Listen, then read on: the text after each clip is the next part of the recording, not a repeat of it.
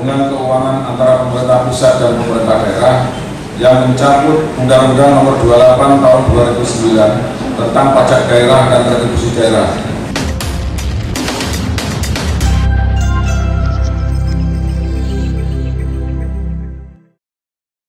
Tak lama lagi perpajakan dan retribusi daerah Kabupaten Nganjuk akan mengalami restrukturisasi. Restrukturisasi pajak dilakukan melalui reklasifikasi 5 jenis pajak yang berbasis konsumsi menjadi satu jenis pajak, yaitu pajak barang dan jasa tertentu.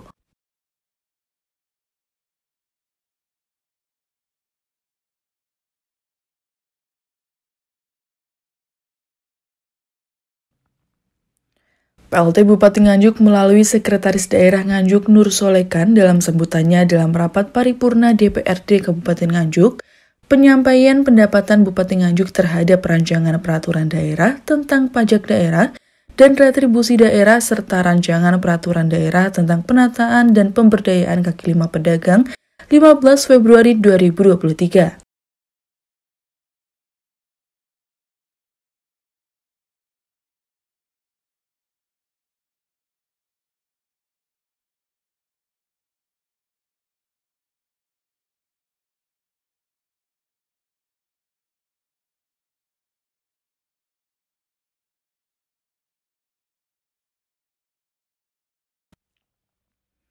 Untuk masalah pajak, tujuannya menyelaraskan objek pajak antara pajak pusat dan pajak daerah guna menghindari adanya duplikasi pemungutan pajak.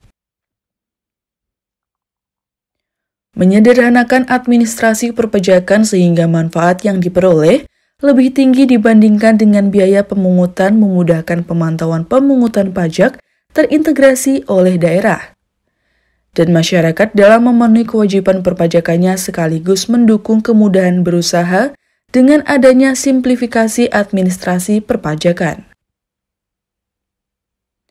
Sedangkan retribusi diklasifikasikan dalam 3 jenis, yaitu retribusi jasa umum, retribusi jasa usaha, dan retribusi perizinan tertentu. Dalam Raperda ini dilakukan penyederhanaan retribusi melalui rasionalisasi jumlah objek retribusi yang semula berjumlah 32 berubah menjadi 18. Tujuannya adalah terwujudnya efektivitas dalam pemungutan retribusi, antara lain berupa biaya pemungutan dan biaya kepatuhan yang rendah. Sedangkan mengenai Raperda tentang penataan dan pengembangan pedagang kaki lima atau PKL merupakan aktivitas ekonomi kerakyatan sektor informal yang mempunyai posisi strategis dalam pengembangan ekonomi daerah. Keberadaan PKL. Adanya PKL turut membantu meningkatkan kesejahteraan rakyat dan menciptakan lapangan pekerjaan. Untuk itu, keberadaan kegiatan usaha PKL perlu ditata dan diberdayakan oleh pemerintah daerah. Usai pembacaan sambutan PLT Bupati Nganjuk, dilanjutkan pandangan umum fraksi-fraksi DPRD Kabupaten Nganjuk terhadap Raperda tentang lahan pertanian pangan berkelanjutan.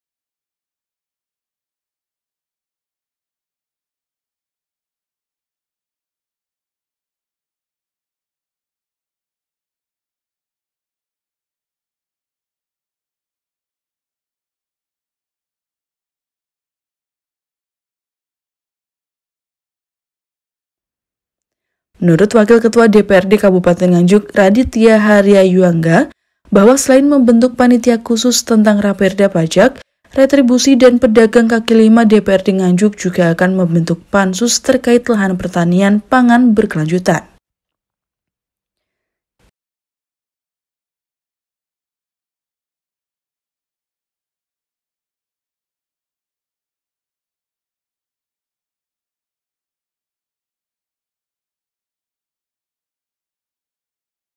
karena di Nganjuk akan berdiri pabrik yang dikhawatirkan akan mengancam lahan zona hijau yang digunakan untuk ketahanan pangan.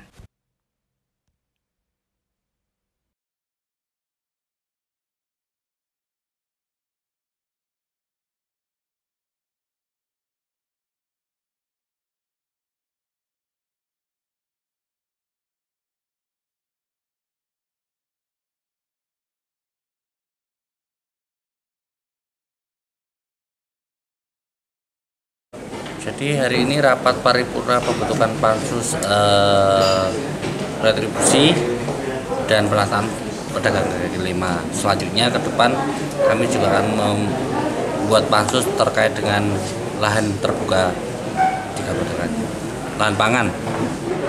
Ya, yang jelas adalah pandangan fraksi yang di Kabupaten Nganjuk kan beraneka ragam, kan, tetapi semuanya adalah tujuannya untuk membangun Kabupaten Nganjuk dengan versinya masing-masing. Nah, kalau PAD peningkatannya kan kita belum ketahui. Nanti kita ketahui setelah akhir tahun. Penguasaan tetap kita lakukan sesuai dengan tupoksinya masing-masing di Komisi 2 tugasnya. Nah, kita kan sudah ada area yang namanya King ya, kawasan industri Nganjuk. Maka dari itu nanti untuk kedepannya agar area terbuka hijau atau untuk sawah itu tetap bisa berkelanjutan. Itu intinya. Jadi jangan semua sawah di Kabupaten Nganjuk dijadikan pabrik-pabrik seperti itu. Rapat paripurna dihadiri oleh anggota DPRD Nganjuk, Sekretaris Daerah dan Forpimda Nganjuk, serta sejumlah OPD di Kabupaten Nganjuk.